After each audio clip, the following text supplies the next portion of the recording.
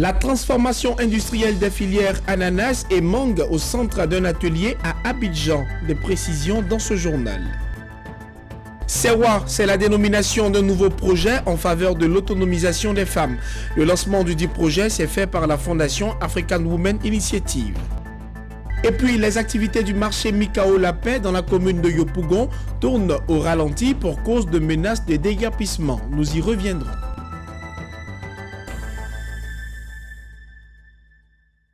Voici pour le sommaire. Bienvenue à toutes et à tous et merci d'être avec nous pour le journal sur Business 24 Africa. Mesdames et messieurs, un atelier sur l'étude de positionnement stratégique des filières ananas et mangue en vue de l'implantation des unités de transformation s'est ouvert ce mercredi à Abidjan. L'objectif étant d'informer les acteurs et les professionnels sur les enjeux de l'activité et les mécanismes de mise en œuvre. Cet atelier était co-organisé par l'État de Côte d'Ivoire et le projet d'appui au renforcement de la compétitivité du secteur industriel, en abrégé PARSI. Le reportage de Lucien Sbokoua et Marius Seri. Dans la quête d'une industrie ivoirienne compétitive, le gouvernement s'attache les services de partenaires et professionnels de la filière ananas et mangue. Cet atelier vise ainsi le positionnement stratégique des filières ananas et mangue en vue de l'implantation de nouvelles unités de transformation. Au demeurant, le PARSI, projet d'appui au renforcement de la compétitivité du secteur industriel, s'emploie résolument à soutenir certaines entreprises à s'améliorer dans leurs activités de transformation. Cette étude de positionnement stratégique des filières fruits et légumes va consister d'abord à dénicher un peu nos potentialités de transformation en matière de, j'aime bien le préciser, de mangue et d'ananas. Donc voir un peu qu'est-ce que nous pouvons transformer sur place, qu'est-ce que nous pouvons exporter, qu'est-ce que nous pouvons commercialiser dans nos surfaces et donc permettre à nos producteurs, à nos transformateurs locaux, à nos investisseurs quand ils viennent de comprendre un peu les besoins de notre marché et de voir un peu les différents produits qu'ils pouvaient vraiment transformer pour pouvoir créer plus d'emplois et créer aussi la richesse. En collaboration avec la BAD, Banque africaine de développement, le PARSI et des partenaires apportent leur appui financier de plus de 152 milliards de francs CFA sur 5 ans depuis 2013. Cela pour aider à lever certaines contraintes et difficultés dans la transformation des produits locaux.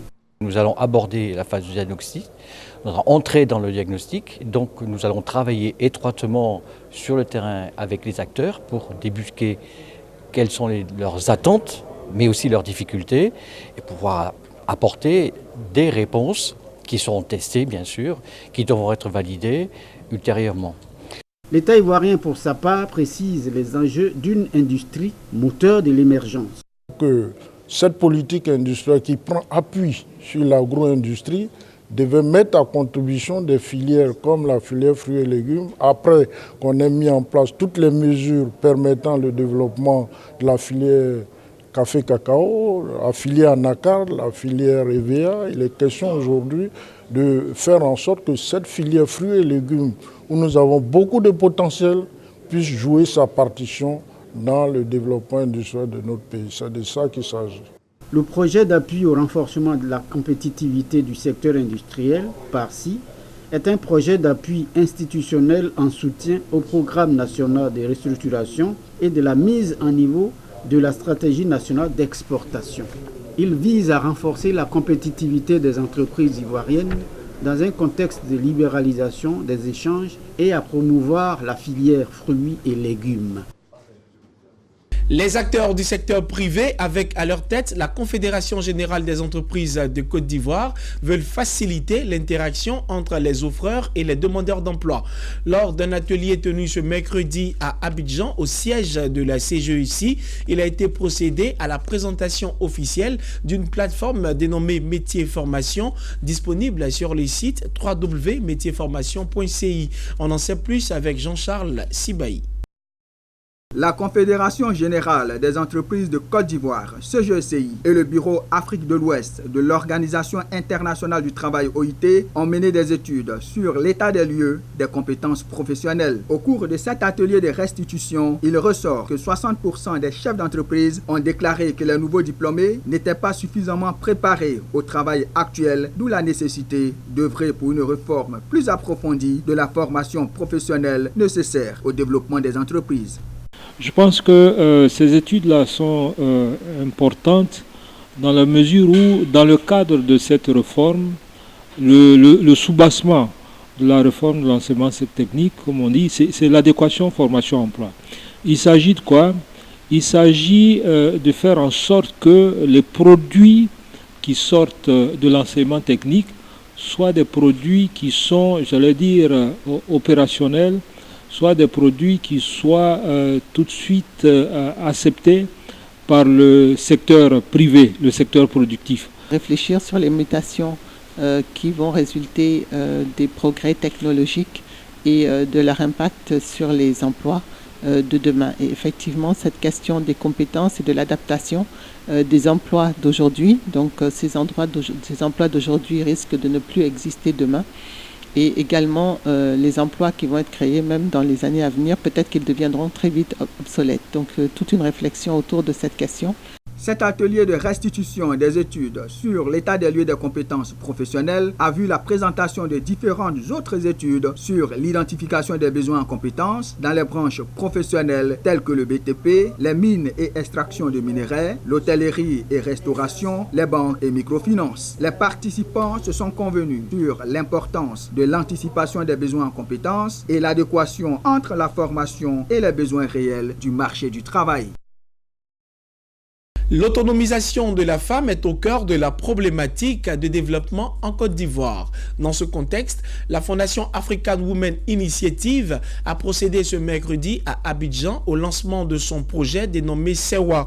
Il s'agit pour cette organisation de contribuer à l'autonomisation économique des femmes par leur insertion dans un réseau de commercialisation de produits de grande consommation. Ariane Touré nous commente le reportage de Franck Kofi et Lyon Gilbert.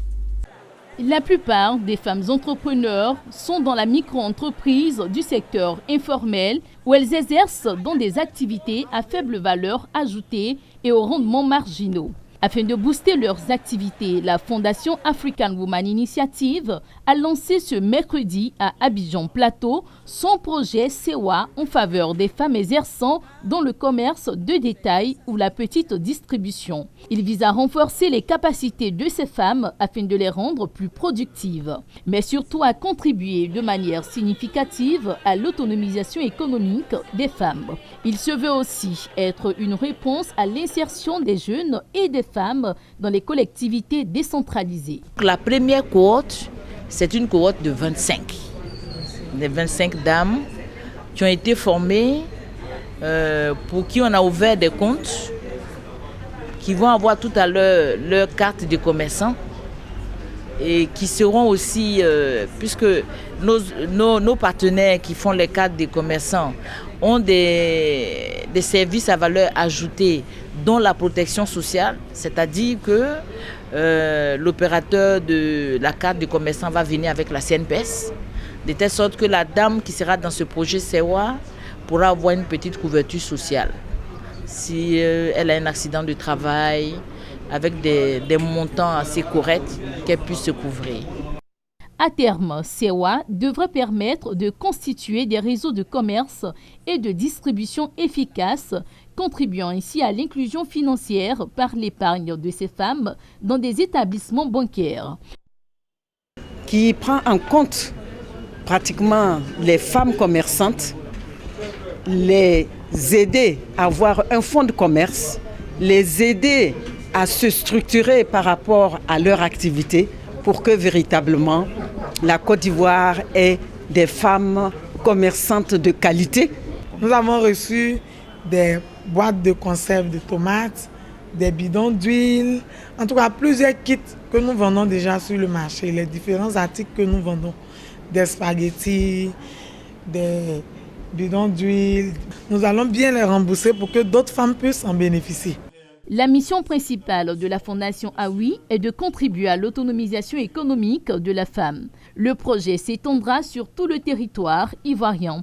Pour l'heure, la phase pilote concerne les communes de Makori, Adjamé, Abobo, Atekoubé, Cocody et Trècheville.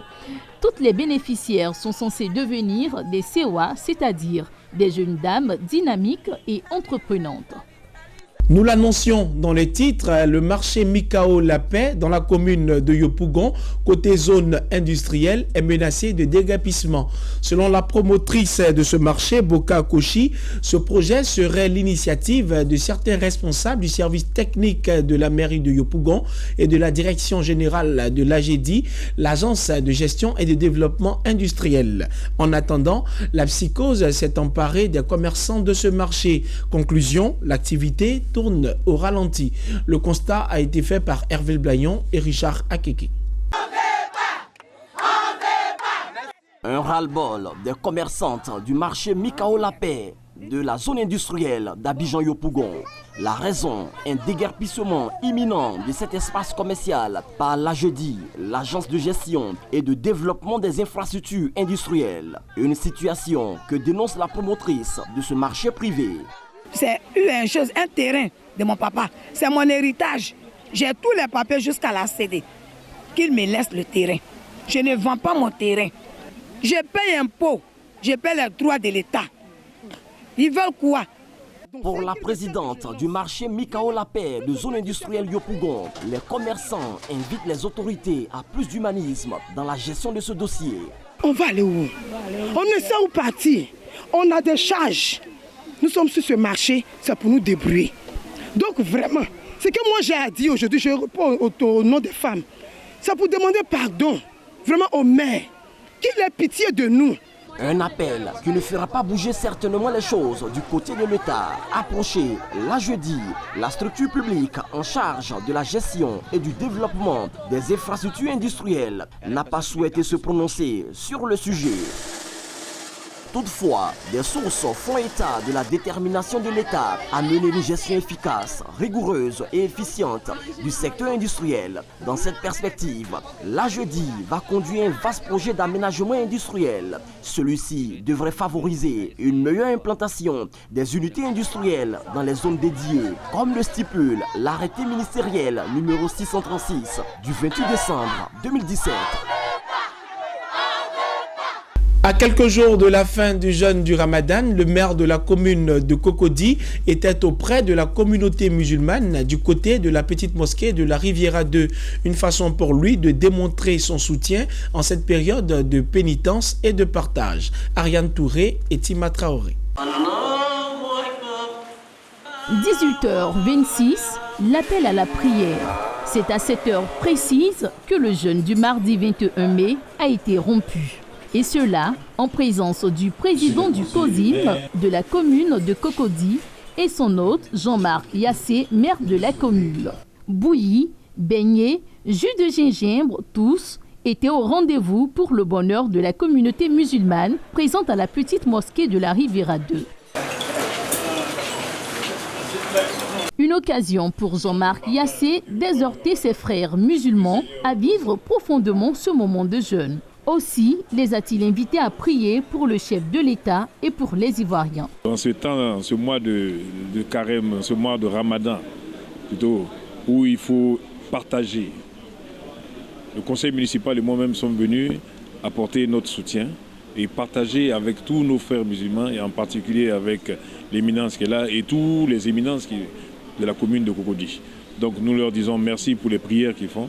Que ces prières apportent la paix, la cohérence, l'unité entre les frères et sœurs de Cocody. Voilà, nous disons merci et qu'ils sachent qu'à tout moment et à tout temps, nous serons à leur côté. Pour lui, ce geste qui n'est qu'une tradition désormais pour la municipalité de Cocody marque l'harmonie communautaire qui existe dans la commune. Quant au président du COSIM de la commune de Cocody, il a au nom de toute la communauté musulmane félicité le maire pour ce geste. C'est un grand plaisir pour la communauté musulmane, surtout les chefs religieux qui sont là. Voir monsieur le maire avec eux, en train de rompre le jeûne, c'est un grand plaisir. C'est le signe que le Coran passe très bien entre le maire et ses administrés.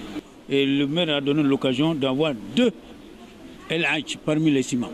Ça, c'est quelque chose que nous ne pouvons pas oublier. Le jeûne du mois de Ramadan constitue l'un des 5 piliers de l'islam, un mois saint par excellence. Les entreprises chinoises vont investir près de 2,3 milliards de dollars dans des projets industriels en Éthiopie. Cette information émane de l'International Trade Center dans un communiqué publié récemment sur son site. D'après l'institution, les investissements seront réalisés dans le cadre de plusieurs accords signés entre la Commission éthiopienne des investissements et des entreprises chinoises en marge du 2e Belt and Road Forum des 26 et 27 avril dernier. Voilà qui met fin à cette édition. Mesdames et messieurs, merci de nous avoir suivis et de rester fidèles à Business 24 Africa, la chaîne des leaders.